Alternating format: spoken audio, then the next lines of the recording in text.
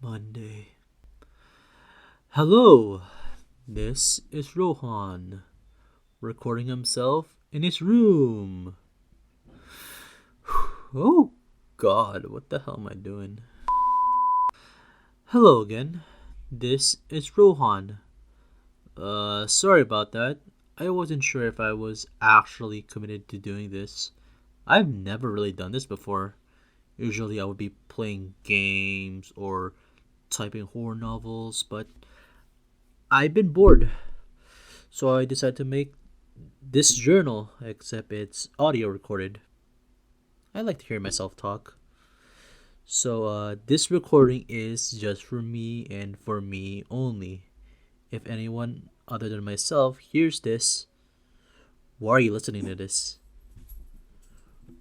Regardless to whoever is listening to this, my brother, a friend, or an alien, enjoy my crazy ramblings, I suppose. Like I said before, I don't usually do this kind of stuff. I would spend my time messing with my younger brother. But first, I don't feel the mood. And besides, my brother, along with my sister, my parents, and even my dog, went to New York for a vacation. I had to stay because of work shenanigans, but it's alright. I prefer to be home alone anyways. I can do whatever I want. By the way, I told them that I have work all week, when in actuality, I only work on Wednesday. My mom is gonna kill me if she finds out. Yeah, anyways, there's nothing that happened that is noteworthy, so yeah. Goodbye for now. Tuesday. Hello, it's me again. Today's Tuesday. It's nighttime right now, and I'm tired. Don't know why, I barely did anything today, other than typing my novels, playing video games, and all that stuff. Today, nothing noteworthy happened. Well, other than my neighborhood being covered in fog this morning. I can't even tell if it was morning due to the fog. Actually, it's still foggy. Don't fogs clear in an hour or two? And what's weird is that even though it's nearly midnight, the outside still look like the same as morning. Like time did not move. It's kind of creepy, but in a odd way, relaxing. But aside from that, there really isn't anything interesting that happened. I would rant about how I don't want to become a police officer or how I don't want to go to college. But I'm really tired. So I'll just finish up this journal log today. Toodles. Wednesday. I'm not going to work today. I was scheduled to go to work in the afternoon, then come back at night. Normally, I would go finish my shift and then stay up all night doing other stuff. But why am I not going in? Here's how it went. I had my usual morning. Nothing out of the ordinary. I was a lot more upbeat due to the fact that this was my only shift this week. I wasted my morning having a movie marathon, and before I knew it, it was time for me to get ready for work. I forced myself to shower, change, and all that. After finishing dressing up, I stared at the window briefly. The fog from yesterday didn't let up. Even right now, as I speak, the fog seems to be getting worse somehow. The difficulty to see anything that was familiar, covered by a thick layer of fog, sent chills on my spine. In a good way, at the time. I am a horror junkie after all. I exited my house. Like I expected, I could barely see anything. However, when the cold air did hit my skin, for some reason I felt exposed. It feels like I'm presenting in a classroom filled with 100 students, their eyes on me. Except the feeling was a lot worse. It wasn't just being watched made me feel uncomfortable, but the familiar feeling of being stuck in a room full of people with not much space. I shouldn't have been feeling like this, since I'm alone and outside at the time, but I felt it. I felt like everyone's eyes were on me, and I couldn't escape. My breathing became labored. Despite the chill air, I was sweating. Was I having a panic attack? Was what I was thinking. I felt sick. I actually thought I was gonna puke all over the concrete.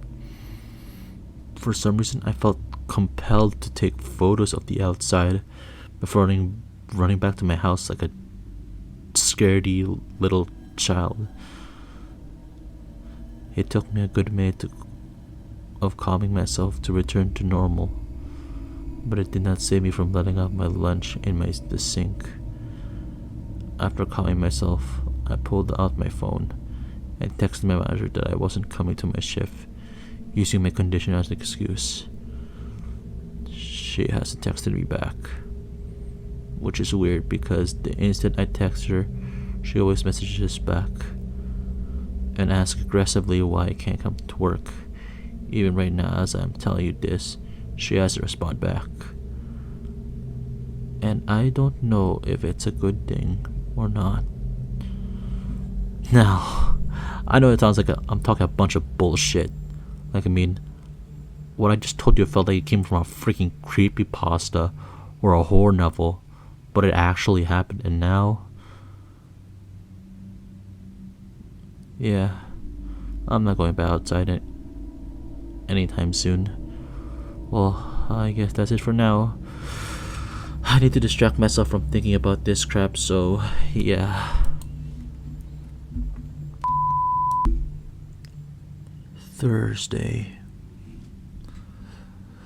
Something spooky happened today. Well, it was more annoying than scary. The time was 3 p.m.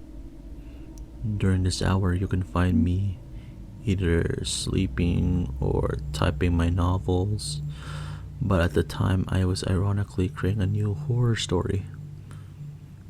During my typing of my ideas on my computer, I suddenly got uncomfortable, uneasy, the feeling of dread. In a move that I will admit was stupid, I ignored it. It was bearable at first. I was only sweating a little and I could still do my work properly.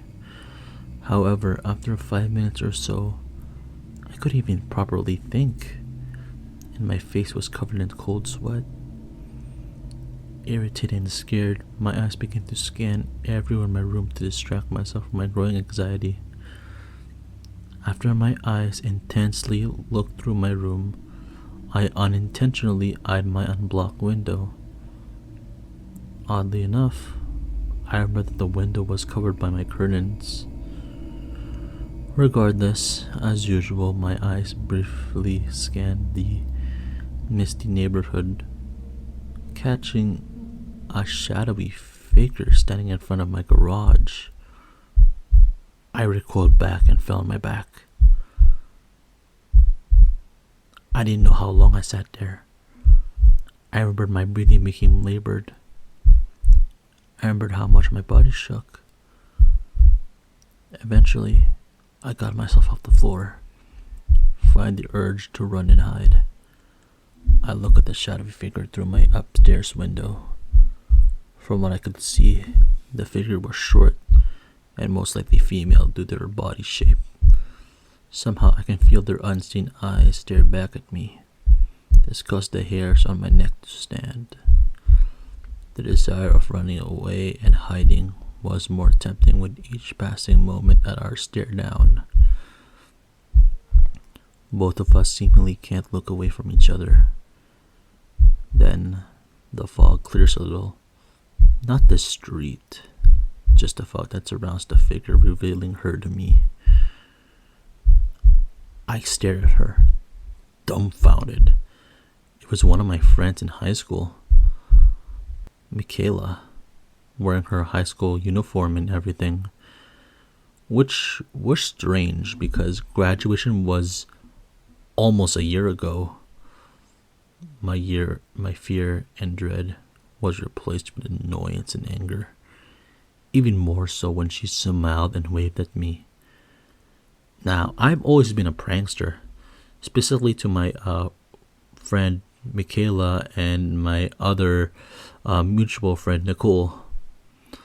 I pranked them by pretending that my parents died, or I got kidnapped, or I was out camping and encountering some spooky crap, and other things that I can't remember. But after graduation, we only talk and text for a little bit. I prefer that. But now she's here, in my face, smirking at me, laughing at my frightened expense. I bet that little bitch talks behind my back. I bet she does it with Nicole too, both of them making fun of me. I angrily grabbed the phone and texted her. This is how the conversation went. What are you doing here? Especially so late and foggy. After sending the text, I realized I never told her my home address. How'd she find me? Well, I probably did say it to her. I just probably forgot, I rationalized. I returned to the window to find Michaela still smiling at me. She lifted her hand and motioned me to come to her, to come outside, to come to the fog. I felt cold all of a sudden. I shuddered uncomfortably but retained my stern glare. After not replying to my text for another minute, I texted again. Hey, answer me. You're freaking me out. After sending the text, I look at the window again. She's gone. I nearly dropped my phone in surprise. I brought myself to the window, scanning the surrounding area for a moment. I couldn't even find her. It's as if she vanished in thin air. I freaked out for a few seconds before shaking my head at the bizarreness of the situation. I remember insulting her for being cliche before typing once more on my phone. Har, har, har. Nice prank. Fuck off, Michaela. After sending that, I tossed my phone to my bed and closed off the curtain. Now, we're here at the present. I never thought Michaela would pull a stunt like that. She's the type to never pull a prank. But her sudden appearance made me realize that, other than her, there hasn't been a single soul I've seen this week. No passing cars, no people taking their pants for a walk. But to be fair, the fog isn't exactly making it easy for people to go outside. Speaking of the devil, it got even worse. I can barely see past my house. Well, whatever, I'm pretty sure it'll let up eventually. It's a little creepy, but probably nothing dangerous. So, yeah, that's all for this recording. Bye. Friday. Okay, I tried calling my family, but that didn't work. In fact, I just found out I couldn't contact anyone. I was so desperate, I called the police. As stupid the move was. Still, nothing. Is it because of the signal? Couldn't be. If I could access the live TV. Alright, okay. This is starting to actually genuinely scare me. First, there's a thick fog that comes out of nowhere, covers the whole damn neighborhood, and gets worse every single day. Oh, and let's not forget how coming outside gave me a freaking panic attack. Then there was the whole incident with Michaela. If that was Michaela in the first place, sounds like a horror plot, isn't it? But it couldn't be anything supernatural. I'm not close-minded about the supernatural. In fact, I love those type of stories, but that's the thing. They're just stories. Stories like horror junkies such as myself consume to feel the rush of adrenaline. Something is wrong. This is unnatural. This is... No. Okay. It's okay. Everything's okay. I'm not in a supernatural situation. Something in the middle of a weird phenomenon that I haven't heard of. Yeah, everything is alright. Yeah, everything is really...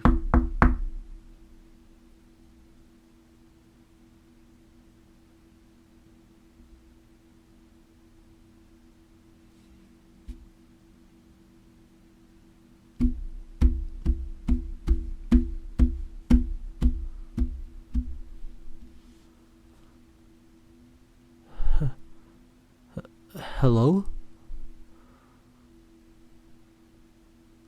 Kitred? Kit, is that you? What the hell are you doing here? I thought you guys were in New York. Listen, I'm not interested. Leave me alone. What? Dad? Mom too?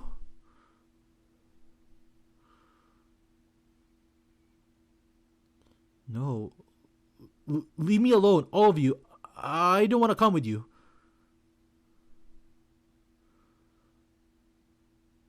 No!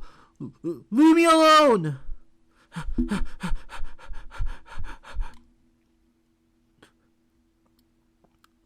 No. I said leave me alone! Hey, it's me again. I can't do this. Hey, sorry about last time. I wasn't feeling well. Today is... I don't know. I can tell what time it is, but I can't tell you what the date it is. I think it's Sunday today? Or maybe... Yeah, I don't know anymore. That damn fog is still covering the streets and seemingly getting worse by the day.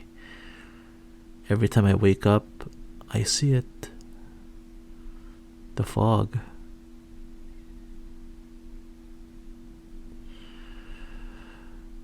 Oh, you want to know what happened yesterday? Why do you want to know about that? Oh, I guess you're right. Back after the recording, I heard my parents and my siblings' voice. Even Poochie, my dog, was barking for me to come out. Did you hear it? I'm pretty sure you did. They were loud as hell. Especially when they started to chant my name in a weird, strange voice. Almost demonic. Despite my morbid situation, I'm mostly living fine. I'm alone in my own devices. I still have my electronics to keep me company, and I have novels to type to keep me busy. But I have a problem. Food. Or the lack thereof. I didn't have much food left. only a day or two and I would run out. Which means, well, I don't have to say it. You're smart enough to figure it out. That's why I'm recording this right now. If this is my last recording, then I'm probably... Hey, I managed to get my food, but I don't think I'm ever going out again. I should probably tell you what happened. After I finished my last recording, I tried to find any weapon I could use. I managed to get a kitchen knife and a metal baseball bat. It made me feel safe. However, I doubt I could even hurt whatever it is out there.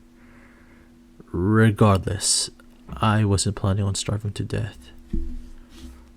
I looked at the mirror before leaving. I was a mess. I had bags in my eyes. I didn't brush my teeth. Hell, I didn't even shower. Sure, sometimes I wouldn't do those things, either because I'm too lazy or I didn't feel like it. But at least I had a mom always pestering me to do those things.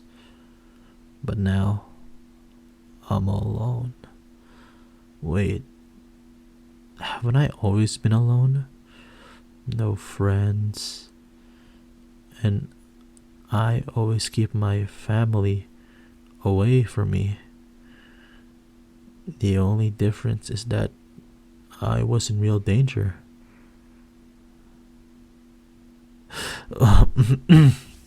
Sorry for getting off topic. After prepping myself, I stood in front of the front door, knowing that this small object is the only thing keeping me from the dreaded outside world. It took all of my willpower and courage to finally have the balls to turn the knob. And for the first time for what felt like years, I was outside again. To my surprise, there was less fog when I last saw it. Before I could even type to that thought, there it was, that sick fucking feeling again. Thankfully, I haven't eaten. Otherwise, I'd have thrown up right there. I don't know why, but for some reason, I pulled up my hood along with my face mask, and then the voices just stopped. Vanished. No, it wasn't gone. I still felt unsafe and had difficulty breathing, but it was much more tolerable than it was a few seconds ago. Not wanting to waste this opportunity, I hopped into my car and drove off to the convenience store. During that drive, there wasn't a single living soul. Only empty cars and streets. To an unsocial loner such as myself, it was a wonderland. Even despite the situation I was in, I didn't mind being alone on this journey. However, it seems fate had other plans. In the foggy distance was a silhouette. I immediately turned into a different direction and sped up. Not like the cops can do anything about it. I felt my heart race. Whoever that silhouette belongs to, they weren't human. They were incredibly skinny, not malnourished. It was like they didn't have any fat or muscle in their bodies somehow. In contrast to their unhealthy shape, they were tall. Really, really tall. I'm talking about taller than basketball players. Even some small trees. Before I could even turn to a different direction, I could have sworn that the bastard was waving me with its skinny arm. I wanted to go back. I wanted to go back to the comforts of my home, but my stomach rumbling quickly ended that desire. It took me nearly an hour, but I finally reached the convenience store. As expected, it was empty.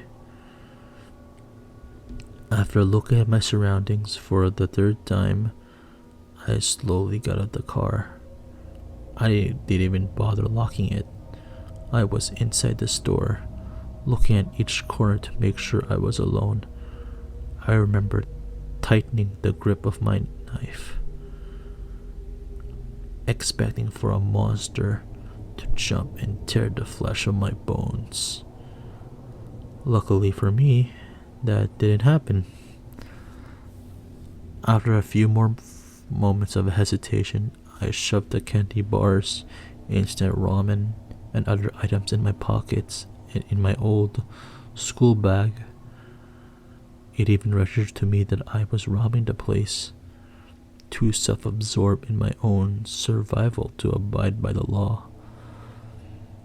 After my bag were now filled to the brim with food, I rushed out of the store, happy for what felt so long was my victory.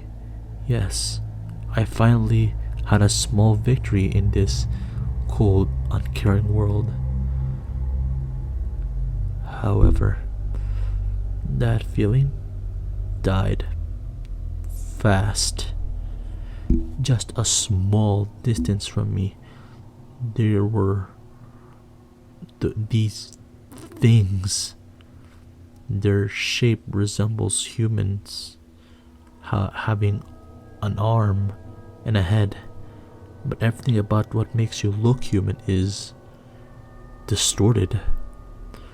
Their bodies resemble a stick figure that a child drew, and their eyes, oh God, their eyes, it was pure white, no sign of any pupils. They didn't have any hair, and their skin reminded me of a burned corpse. But what disturbed me the most was they were wearing clothes, human clothes. The fabric is worn loosely in their thin frame. The clothes weren't messy or torn or covered up in blood. They were just plain, normal clothes. But for some reason, it really disturbed me. The creatures, for whatever reason, ignored my presence, despite me being different from their kin. They were communicating with one another, their deep, disgusting voices talking about the weather, events, and people. The bastards are trying to mimic a human or something. I should have just went inside my car and left those freaks, but I stayed. Morbid curiosity, I think, was what I was feeling at the time. Looking at the freaks both with horror and fascination. Even a small unwanted thought appeared. Why don't I go talk to them? Of course I didn't talk to them. I kept my distance, watching them as they spoke to one another. Eventually, my eyes landed on a certain group of freaks. They were different. They weren't interacting with the others. Instead, they were staring right back at me. My body froze up, unable to move but stare at their pupilless eyes. There were 5 of them. Each of them had varying sizes. The tallest one was wearing a black polo shirt. If you look closely, they had a tattoo on their forearm, but their ash-colored skin made it difficult to know exactly what the tattoos are. The next one was shorter. Unlike the others, this one had actual hair. Brown hair, specifically. They were feminine, judging by their clothes and hairstyle. Another shorter one that resembles a child. Then, one that resembles a female toddler, and lastly, a misshapen white dog. The five stare at me. They didn't sink, their right arm raised, their long, sharp fingers curling back and forth. Were they telling me to come to them? It makes my skin crawl just thinking about it. I was at a loss. Why would this specific five notice me while their other fucking creepy brethren just ignored me? Then I realized those clothes they're wearing was familiar. Not to mention the Malsha dog also reminded me of something. I squinted my eyes trying to remember why their clothes and the dog seemed familiar. Then it hit me. Those are the exact clothes that my family wore when they left for New York. I look at the misshapen dog. On its collar, though far away, I could read the dog tag. Poochie, my dog's name. I threw up what level I had on my stomach. My head was spinning and my body felt so weak. I forced myself inside the car and without hesitating, I took off. I stupidly looked at the side mirror, giving me a clear view of the five. They seemed sad. I safely got back into my house along with my food. I shut all the doors and made sure to lock any possible entrance.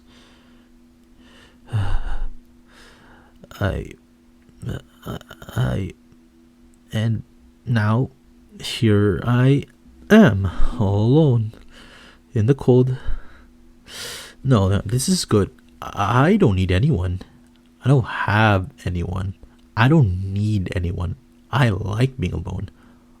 I'm a loner. They said I'm insecure. I'm not. I'm a loner. I'm not lonely. They're wrong. I hate them. I'll stay here. I'll stay here. I don't need anyone. I like being alone. I like being alone. I'm not insecure. I'm a loner. I like being alone. Alone. Alone. Alone. I don't need anyone. The fog will just push them away. So I'll just stay here, in my room, alone, forever.